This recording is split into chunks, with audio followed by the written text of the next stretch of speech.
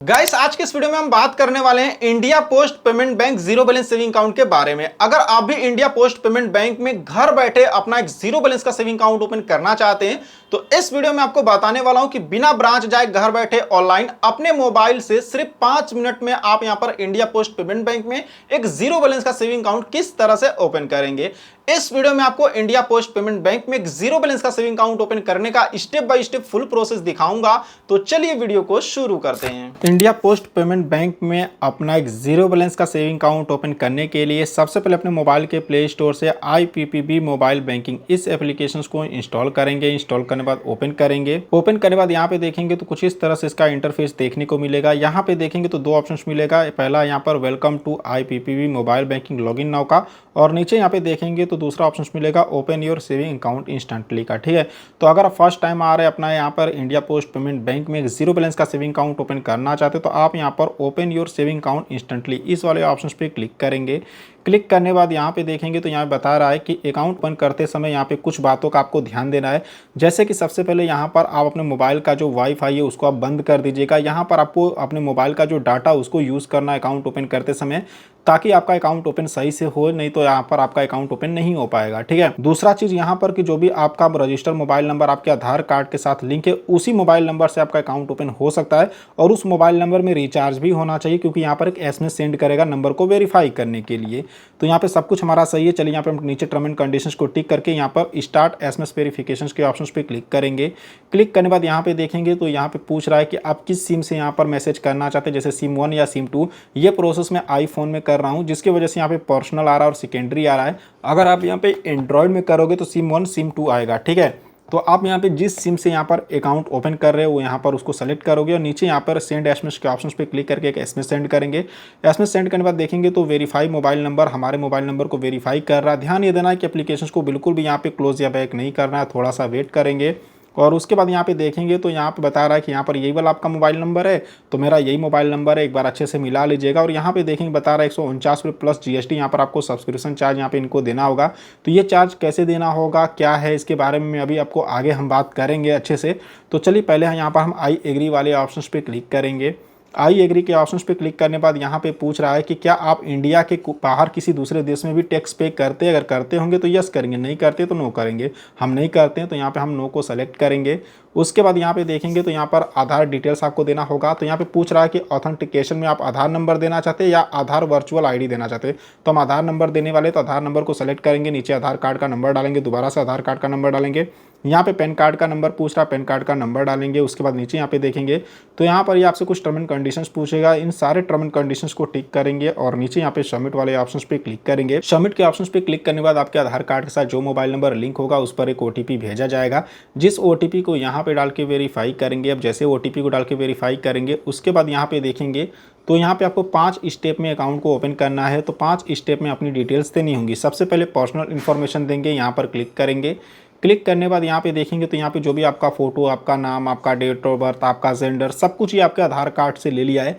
इस एरो वाले ऑप्शन पे क्लिक करके और भी अपनी डिटेल्स को देख सकते हैं। बस यहाँ पे नीचे आपको अपने मदर का जो मायके का नाम है, यानी शादी से पहले जो आपके माता जी का नाम है वो नाम यहाँ पे डालेंगे। यहाँ पर अपने हस्बैंड या फिर अपने वाइफ का नाम नीचे डालेंगे। यहाँ पे अपने मदर का नाम डालेंगे। यहाँ पे देखेंगे तो आपसे फादर का नाम पूछ रहा है, यहाँ पे अपने फादर का नाम डालेंगे। नाम एज पर KYC जो भी आपका नाम यहाँ पर आ जाएगा। उसके बाद नीचे यहाँ पे देखेंगे तो यहाँ पर आपसे ईमेल ID पूछ रहा है, यहाँ पर अपनी ईमेल ID डालेंगे और नीचे यहाँ पे सेव के ऑप्शंस पे क्लिक करेंगे। सेव के ऑप्शंस पे क्लिक करने के बाद यहाँ पे देखेंगे थोड़ा सा ये लोडिंग लेगा, और उसके बाद यहाँ पर आपके ईमेल ID पर भी एक OTP भेजा जाएगा, जिस OTP को यहाँ पे डाल के नीचे यहाँ पे सबमिट वाले ऑप्शंस पे क्लिक करेंगे। सबमिट के ऑप्शंस पे क्लिक करने के बाद देख सकते हैं पर्सनल डिटेल्स यहाँ पे जो मेरा ग्रीन टिक लग गया, यानी ये कंप्लीट हो चुका है। ठीक है, अब हमको यहाँ पर अपना कम्युनिकेशन एड्रेस देना होगा, यहाँ पर हम क्लिक करेंगे। अब यहाँ पे देखेंगे तो यहाँ पे जो भी मेरा परमानेंट एड्रेस है ये मेरे आधार कार्ड से यहाँ पे ले लिया है। नीचे ये हमसे कम्युनिकेशन एड्रेस पूछ रहा है, यानी जो करंट एड्रेस है वो पूछ रहा है। ठीक है, तो जो आपका परमानेंट एड्रेस होगा, यानी जो आपके आधार कार्ड का एड्रेस होगा, अगर आप उसी एड्रेस पे रहते हैं तो यहाँ पे सेम एज के ऑप्शन पे टिक करेंगे। लेकिन मान लीजिए आपके आधार कार्ड पे कहीं और का एड्रेस है, आप रहते कहीं और है, तो यहाँ पे अनटिक करेंगे इसको, और आप जहाँ पे रहते हैं ना वहाँ का एड्रेस डालेंगे। ठीक है, ये जो कम्युनिकेशन एड्रेस होता है इस कम्युनिकेशन एड्रेस पे ही इसका जो डेबिट कार्ड, पासबुक, चेकबुक है वो यहाँ पे सेंड किया जाता है। लेकिन हमारे यहाँ पे सेम है, तो मैंने यहाँ पे टिक कर दिया है। नीचे यहाँ पे सेव के ऑप्शन पे क्लिक करेंगे। सेव के ऑप्शन पे क्लिक करने के बाद देख सकते हैं कि यहाँ पे मेरा कम्युनिकेशन और पेन एड्रेस ये यहाँ पे देख सकते हैं ग्रीन टिक लग गया है। बाकी अब हमको नॉमिनी का डिटेल्स देना होगा। नॉमिनी के डिटेल्स वाले ऑप्शन पे क्लिक करेंगे। क्लिक करने बाद यहाँ पे पूछ रहा है क्या अकाउंट में नॉमिनी ऐड करना चाहते हैं। अगर करना चाहते तो यस करेंगे, नहीं करना चाहते तो नो करेंगे। हम करना चाहते, मैंने यहाँ पे यस कर दिया है।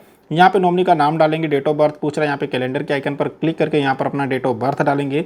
रिलेशनशिप पूछ रहा है, यानी जिसको आप नॉमिनी बना रहे हो, आपके फादर है, आपके मदर है, हस्बैंड है, वाइफ है, सिस्टर है, क्या है, जो भी रिलेशन होगा यहाँ पे बताएंगे। यहाँ पे अगर आपका जो एड्रेस है वो और नॉमिनी का एड्रेस अगर दोनों एड्रेस सेम होगा तो यहाँ पे आप टिक करेंगे। लेकिन आपका कहीं और का एड्रेस है, नॉमिनी का कहीं और का है, तो यहाँ पे अनटिक करेंगे। और जहाँ पे मतलब नॉमिनी का एड्रेस होगा वहाँ का एड्रेस पूरा नीचे यहाँ पे डालना होगा। यहाँ पे आप देख सकते हैं, ठीक है। तो यहाँ पे देख सकते हैं मैंने यहाँ पे सारी डिटेल्स डाल दिया है नॉमिनी का, ठीक है। और यहाँ पे जो भी नॉमिनी का एड्रेस है उसको भी हम यहाँ पे टिक करेंगे। तो यहाँ पे जो मेरा एड्रेस है और नॉमिनी का दोनों सेम है, ठीक है। चलिए मैं यहाँ पर सेलेक्ट कर लेता हूँ। तो यहाँ पे मैंने सेलेक्ट कर लिया है, देख सकते हैं। अब यहाँ पे हमको एड्रेस नहीं डालना होगा, तो नीचे यहाँ पे हम सेव के ऑप्शंस पे क्लिक करेंगे। सेव के ऑप्शंस पे क्लिक करने के बाद यहाँ पे नॉमिनी का भी डिटेल्स देख सकते हैं, ग्रीन टिक लग गया है, यहाँ पे कंप्लीट हो गया है। अब हमको एडिशनल इन्फॉर्मेशन देना होगा, यहाँ पर क्लिक करेंगे। क्लिक करने के बाद यहाँ पे देखेंगे तो नेशनलिटी में इंडियन ही रहेगा। मैरिटल स्टेटस पूछ रहा है, यानी कि आप यहाँ पे मैरिड हैं या अनमैरिड हैं, या फिर आपकी जो बीवी है वो किसी के साथ भाग गई है तो डिवोर्स को करेंगे। तो मतलब जो भी आपका मैरिटल स्टेटस होगा यहाँ पर आप उसको सेलेक्ट करेंगे। सेलेक्ट करने के बाद यहाँ पे देखेंगे तो ऑक्यूपेशन टाइप पूछ रहा है, यानी कि आपका ऑक्यूपेशन टाइप क्या है, आप काम क्या करते हैं। जैसे कि आप यहाँ पे सैलरीड है, सेल्फ एम्प्लॉयड है, रिटायर है, या एग्रीकल्चर या हाउसवाइफ है, स्टूडेंट है, ठीक है। तो जो भी आपका ऑक्यूपेशन होगा, जो काम करते हैं, यहाँ पर आप सेलेक्ट करेंगे। यहाँ पे देखेंगे तो आपसे एनुअल इनकम पूछ रहा है, यानी आपका एनुअल इनकम कितना, आप एक साल में कितना रुपया कमाते हैं। जैसे 50,000, 50 से 2.5 लाख, 2.5 लाख से 5 लाख, या 5 से 10 लाख, या 10 लाख से ज़्यादा का इनकम एक साल में करते हैं, ठीक है। तो जो भी आपका यहाँ पर सालाना इनकम होगा यहाँ पे आप सेलेक्ट करेंगे। यहाँ पे आपसे एजुकेशन लेवल पूछ रहा है, यानी आपने कितनी तक पढ़ाई की है। जैसे यहाँ पर आप क्लिक करेंगे तो यहाँ पे जैसे कि अंडर ग्रेजुएट है, ग्रेजुएट है, पोस्ट ग्रेजुएट है, मतलब जितना भी आपने पढ़ाई किया होगा यहाँ पे आप उसको सेलेक्ट करेंगे। यहाँ पे नीचे पूछ रहा है क्या पॉलिटिकली एक्सपोज पर्सन है, यानी किसी राजनीतिक पार्टी से आते हैं। जैसे कि आप मान लीजिए विधायक हैं या फिर कोई भी राजनीतिक पार्टी से आप जुड़े हुए हैं, तो यहाँ पर आप यस करेंगे, नहीं जुड़े तो नो करेंगे। और नीचे यहाँ पे सेव के ऑप्शंस पे क्लिक करेंगे। सेव के ऑप्शंस पे क्लिक करने के बाद यहाँ पे देखेंगे तो जो मेरा एडिशनल इन्फॉर्मेशन है ये भी यहाँ पे ग्रीन टिक लग गया है। अब हमको अकाउंट का इन्फॉर्मेशन देना होगा, यहाँ पर हम क्लिक करेंगे।